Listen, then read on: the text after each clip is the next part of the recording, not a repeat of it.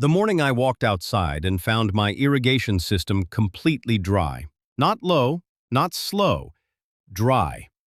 I thought there was a main line break somewhere under the street. My grass was already starting to curl at the edges. My vegetable beds looked like something from a drought documentary. And then I looked over the fence. Margaret Holloway's rose garden, all 43 bushes of it, was absolutely drenched, gleaming, blooming, and fed by a hose that ran in a very suspicious direction.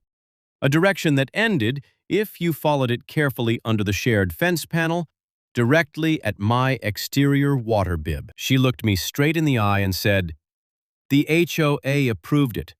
You should read your covenants." That was her opening move. What she didn't know was that I had already started taking notes. Before I go any further, if HOA abuse, property violations, and watching arrogant neighbors face real consequences is exactly your thing, you are in the right place. Hit that subscribe button on HOA Shield right now. We tell these stories so you know your rights, know your options, and know you are never alone in a fight like this. Now, let's get back to Margaret and her very purple, very stinky garden. My name doesn't matter. What matters is that I bought my house on Caldwell Ridge Court 6 years ago with the full knowledge that it sat inside a planned HOA community. I read the covenants, all 41 pages. I know, nobody does that. But I had a bad feeling at the closing walkthrough when the HOA representative handed me a laminated welcome packet that was thicker than my mortgage documents. I read every word. I highlighted sections. I kept a digital copy in my cloud storage and a printed copy in a manila folder labeled simply Defense. Margaret had been on the HOA Beautification Committee for 11 years. She wore that title like a military decoration. My water bill came in at $264. My average bill for July over the previous 5 years had never exceeded $90. I found it. A garden hose, connected to my bib, running low along the fence line, tucked under the bottom rail, disappearing into Margaret's yard. The committee approved a shared water access provision for fence-adjacent beautification projects. It's in the Supplemental Covenants, Section 14, Paragraph C. There was no Section 14, Paragraph C.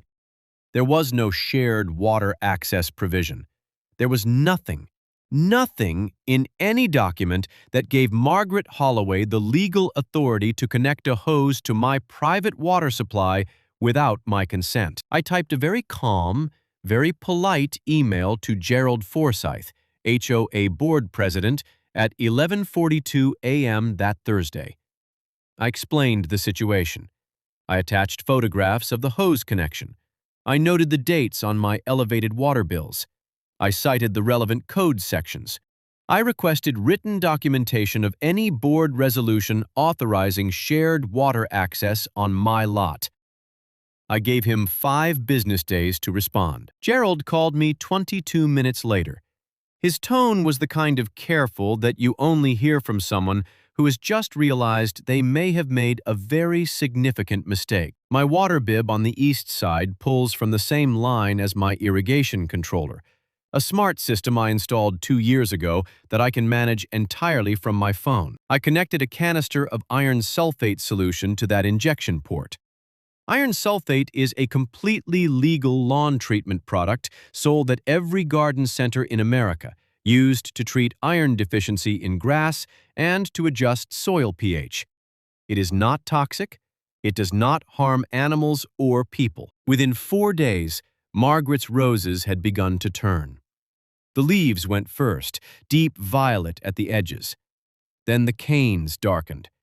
Then the blooms, which had been red and cream and a pale coral pink, began to take on a bruised eggplant hue that was deeply unnatural and, honestly, a little alarming looking. And the smell. The smell drifted over the fence line and into the cul-de-sac by day 3, and by day 5, 2 other neighbors had knocked on my door to ask if there was a septic problem somewhere on the block. She was holding one of her roses. a formerly cream-colored climbing variety, now a mottled gray-purple, and she was furious. "What did you do to my garden?" "I applied an iron sulfate treatment to my irrigation line," I said. "It's a standard lawn care practice. I can show you the product label if you'd like." "You might consult a horticulturalist. Iron sulfate toxicity is usually survivable with proper treatment. Flushing the soil with fresh water from an authorized source should help." 2 weeks later, I received a check from the HOA's General Fund, negotiated through my attorney, for 4 months of elevated water bills totaling $847, plus a written apology acknowledged by the full board. The board reviewed it. They found that I had applied a legal, commercially available soil treatment to my own water line on my own property, and that no bylaw had been violated. The grievance was dismissed because in an HOA, the fight is never really over. It's just waiting for the next round. And when that round comes, I will be ready.